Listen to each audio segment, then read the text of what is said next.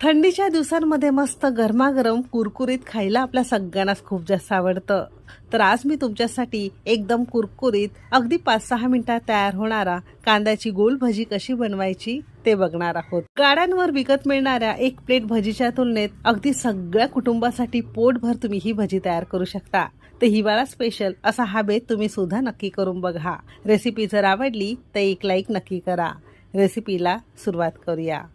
कुरकुरीत कांद्याची गोल भजी बनवण्यासाठी सगळ्यात पहिल्यांदा मेजरिंग कपने 1 कप आणि वजनी म्हणाल तर साधारणतः 150 ग्रॅम प्रमाणात आपण इथे बेसन पीठ किंवा ज्याला आपण चणा डाळीचं पीठ म्हणतो ते घेतलेलं आहे. बऱ्याच जणांना चणा डाळीचं पीठ चालत नाही, मग अशा वेळेस मूग डाळीचं पीठ तुम्ही वापरू शकता. घरामध्ये तयार केलेलं किंवा रेडीमेड कोणतंही पीठ तुम्ही इथे घेऊ शकता.